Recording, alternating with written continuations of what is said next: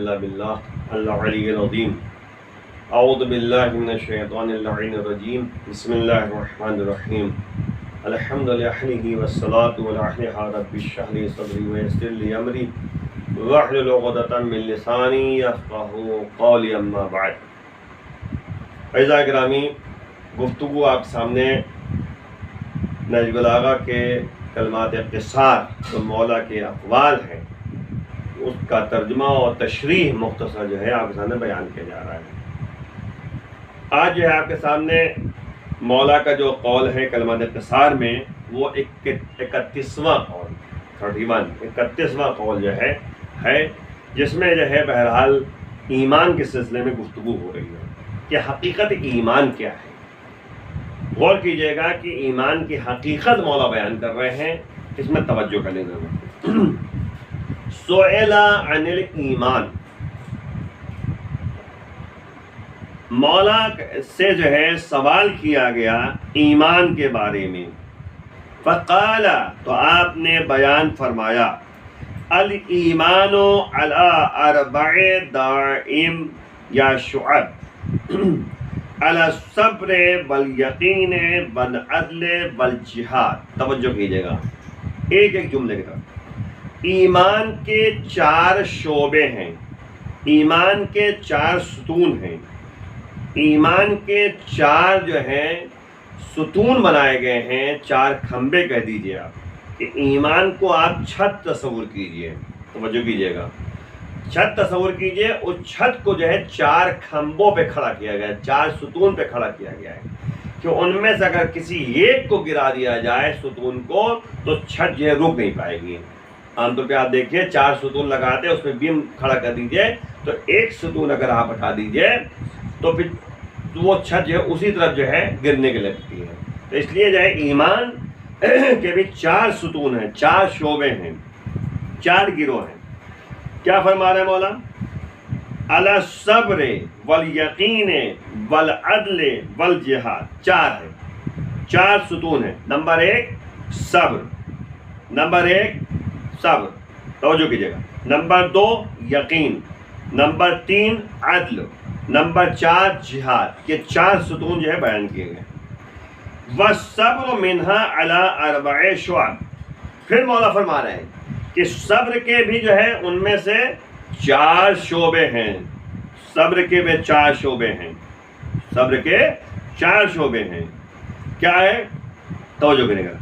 علی الشوق، انسان کے اندر شوق پیدا ہو جائے. والشفق، شفق معنی ہوتا ہے ڈر، خوف. والزہد، زہد کہتے ہیں دنیا سے بیزاری. والترقب، ترقب کہتے ہیں انتظار، موت کے انتظار میں جو ہے صبر کرتا ہے انسان. تو 4 شعبے جو ہے ایمان کے بتائے گئے. ان 4 میں ایک صبر ہے، صبر کے 4 شعبے بتائے گئے. 4 شعبے کیا کیا ہیں؟ نمبر 1 شفق، شوق، انسان کے اندر شوق پیدا ہو. دوسرا اشتیاق ہو، یعنی اشتیاق، اور دوسرا نمبر پہ خوف ہو. نمبر 3 جو ہے زہد ہو. نمبر 4 ہے ترقب ہے. اب توجہ کہ ایک ایک بارے میں تو غور سنیے گا. مولا فرما رہے ہیں فَمَنِ اشْتَاقَ إِلَى الْجَنَّةِ صَلَا عَنِ الشَّهَوَاتِ. صبر کے کتنے شعبے ہوئے؟ 4. نمبر 1 شوق. اب شوق کے بارے میں سنیے آپ. مولا فرما رہے ہیں کہ جس کے اندر شوق ہو، کس کی شوق ہوگا؟ کس کا شوق ہو؟ جنت کا شوق ہو. فَمَنِ اشْتَاقَ إِلَى الْجَنَّةِ، جو جنت کا شوقین ہو جائے گا، مشتاق ہوگا، صَلَا عَنِ الشَّهَوَاتِ، جو بھی جو ہے جنت کا اشتیاق اس کے اندر پیدا کر لے گا اپنے اندر، وہ اصل میں خواہشات سے دور ہو جائے گا. صَلَا عَنِ الشَّهَوَاتِ، وہ اس نے جو ہے خواہشات کو جو ہے بھلا دیا، ایسا لگا. یعنی جس کے اندر شوق جنت پیدا ہو جائے گا، یاد رکھیے گا، شوق جنت پیدا ہو جائے تو وہ شہوات سے دور رہے گا، خواہشات سے دور رہے گا، خواہشات نفسانیہ کو بھلا دے گا. آگے جلدی سے. وَمَنْ أَشْفَقَ مِنَ النَّارِ اجتنب المحرمات.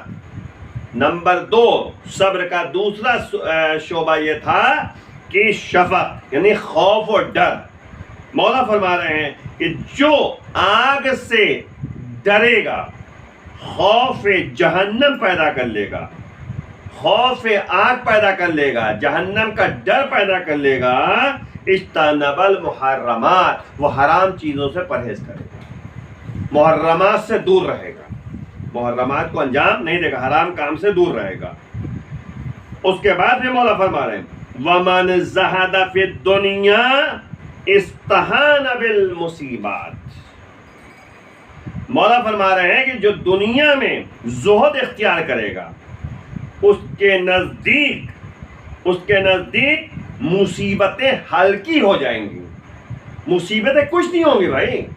جب زہد پیدا ہو جائے, جب انسان دنیا میں زہد پیدا کر لے اپنے اندر, تو نتیجے میں جو ہے وہ مصیبتوں سے یعنی کوئی گھبرائے گا نہیں بلکہ اس کو ہلکا سمجھے گا. آپ دیکھیں جتنے بھی اللہ والے تھے مصائب و آلام ان کے سامنے جو ہے کچھ نہیں. کربلا والے آپ دیکھیے, کربلا والے کیسے تھے.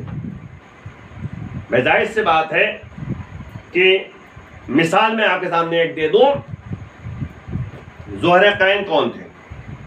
زہر قین ایک بہترین, ان کے پاس پراپرٹی بہت ساری تھی, کھیت باڑی بزنس, بہت پیسہ تھا ان کے پاس, لیکن شوق جنت کی بنیاد پر حسین کا ساتھ دیا اور نتیجے میں جب زہد پیدا ہو گیا ان کے اندر تو وہ مصیبتوں کو ہلکا سمجھتے تھے. ان کے نزدیک جو ہے موت ہلکی تھی. تبھی تو جو ہے کربلا والوں نے یہ کہا کہ مولا ہمیں, کربلا والوں میں سے کہا کہ ہمیں 70 مرتبہ قتل کر دیا جائے اور پھر قتل کرنے کے بعد جلا دیا جائے, پھر زندہ کیا جائے, تو بھی آپ کی نصرت میں کمی نہ ہوگی. اور یہی نتیجہ تھا. یہ کربلا والے انصار و اصحاب اور اعزاء, غور کریں, ان لوگوں نے اپنی جانیں جو قربان کی ہیں, مصیبتوں کو برداشت کیا ہے, یہ زہد کے نتیجے میں ہے, شوق جنت کی بنیاد پر ہے.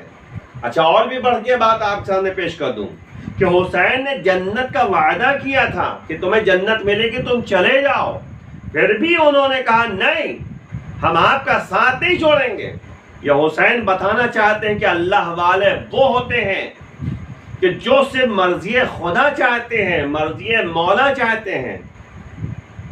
اور فرمائیے گا کیسے جو ہے, اسی لیے مولا نے فرمایا کہ جیسے وفادار ساتھی ہمیں کربلا ملے, نہ میرے بھیا حسن کو ملے تھے نہ میرا بابا علی کو ملے تھے. یہ صبر کرنے والوں کی خاصیت ہوتی ہے. آگے جلدی سے چوتھی بات, وَمَنِ ارْتَقَبَ الْمَوْتَ سَارَعَ إِلَى الْخَيْرَاتِ. جو موت کے انتظار میں لگا رہے گا, جو واقعی موت کا انتظار کرتا رہے گا, وہ نیکیوں کی طرف تیزی سے دوڑے گا, سبقت لے گا. اسی لیے قرآن کہتا ہے فَاسْتَبِقُوا الْخَيْرَاتِ, نیک کاموں کی طرف, خیر کی طرف آگے بڑھو, سبقت لو, دوڑو. یہاں دوڑ ہے. اسی لیے قرآن کہہ رہا ہے کہ لِيَبْلُوَكُمْ أَيَّكُمْ أَحْسَنُ عَمَلًا, یہاں دوڑ ہے. تم میں سے بہترین عمل کرنے والا کون ہے, احسن عمل کون ہے. إِنَّ أَكْرَمَكُمْ عِنْدَ اللَّهِ أَتْقَاكُمْ, اللہ کے نزدیک اسے منزلت حاصل ہے جو بہت زیادہ تقوی اور پرہیزگاری رکھتا ہے. اس میں دوڑ ہے. یہ کون آگے بڑھ جائے تقوی میں, کون آگے بڑھ جائے عمل کرنے میں. یعنی یہی مسئلہ ہے کہ اللہ یہ دیکھنا چاہتا ہے کہ تم نماز گزاروں میں بہترین نماز گزار کون, سخاوت کرنے والوں میں بہترین سخی کون. مولا سے جب مولا کے سامنے جو ہے جب کسی نے تذکرہ کیا کہ حاتم طائی جو تھا وہ 40 دروازوں سے دیا کرتا تھا, تو مولا نے کہا کہ مولا اپنے بارے میں بتا رہے ہیں کہ میری خاصیت یہ ہے کہ میں ایک مرتبہ اتنا دے دیتا ہوں کہ دوبارہ اس کو آنے کی ضرورت نہیں پڑتی. یہ ہے سخی, یہ ہے کہ سب سے زیادہ سخی کرنے والے, سخاوت ان کے اندر پائی جاتی ہیں. بہرحال تفصیلی گفتگو پیش نہیں کرنی تھی، بس جلدی سے یہیں پہ بات کو ختم کرنی ہے کہ ایمان کے 4 ستون ہیں: صبر، یقین، عدل و جہاد. صبر کے 4 شعبے ہیں: ایک شوق، ایک خوف، ایک زہد اور ایک جو ہے موت کا انتظار. ایک بات ذہن میں رکھ لیجئے تاکہ ذہنوں میں جو ہے بات رہے، واضح رہے کہ اس ایمان سے مراد ایمان حقیقی ہے جو بتانا چاہ رہے ہیں مولا. حقیقی ایمان کس کے اندر پائی جائے گی؟ جس پر ثواب کا دار و مدار ہے اور جس کا واقعی تعلق دل کی تصدیق اور اعضاء و جوارح کے عمل کے ذریعے ہے. ورنہ وہ ایمان جس کا تذکرہ یا ایھا الذین آمنوا ہے میں کیا گیا ہے، اس سے مراد صرف زبانی اقرار اور ادعائے ایمان ہے. ورنہ ایسا نہ ہوتا تو تمام احکام کا تعلق صرف مومنین جو مخلصین سے اس کا تعلق ہوتا، یعنی مومن جو مخلص ہیں، اور منافقین ان قوانین سے آزاد ہو جاتے. یہاں پر جو ہے مراد جو کہتے کہ آپ کے سامنے پیش کی جا رہی ہے وہ صرف اس بنیاد پر کہ حقیقی مومن کس طرح ہوتے ہیں. اور صبر کا دار و مدار 4 اشیاء پہ جو کیا گیا ہے، انسان رحمت الہی کا شوق رکھتا ہے، مشتاق ہوتا ہے اور عذاب الہی سے ڈرتا ہے. اللہ چاہتا ہے کہ اللہ اس پر رحمت نازل کرے، عذاب سے چھٹکارا مل جائے، کہ تاکہ جو ہے اس راہ میں جو زحمتیں برداشت کر رہا ہے اس کا ثواب مل سکے.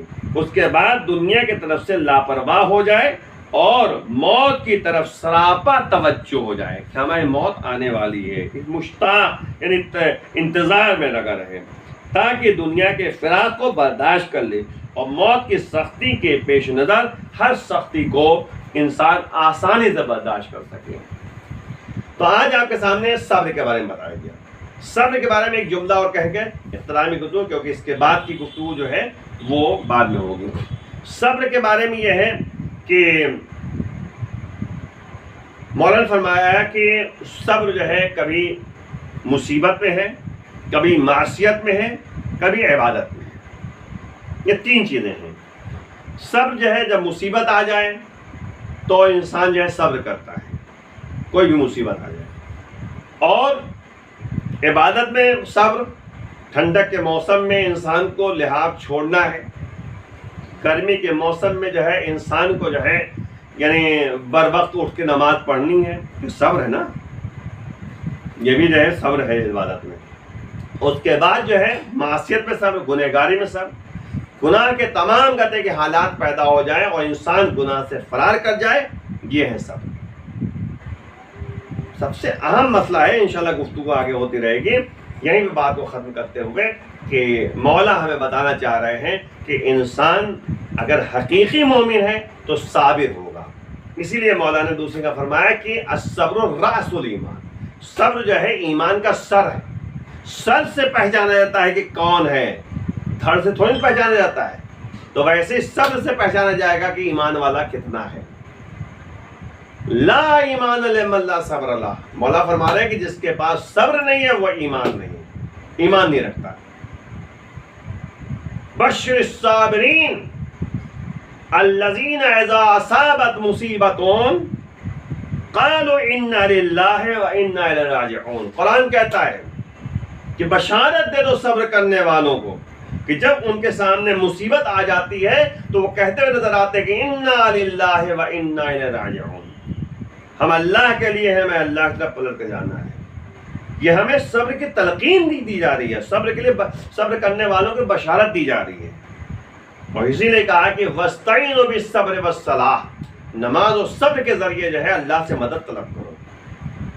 ان اللہ مع الصابرین، صبر کرنے والوں کے ساتھ پروردگار ہے. تو بہرحال عزیزوں، اس قول کے مطابق بارگاہ معبود میں دعا کرنی کہ پروردگار ہمیں حقیقی مومن بنا دے، حقیقی صبر کرنے والا بنا دے. پروردگار ہمیں توفیق دے تاکہ تیرے راستے میں ہم چلتے رہیں. معبود ہمیں امام کے چاہنے والوں میں، حقیقی چاہنے والوں میں سے قرار دے دے. امام کے ظہور میں تاجر فرما. باخر دعوانا الحمدللہ رب العالمین.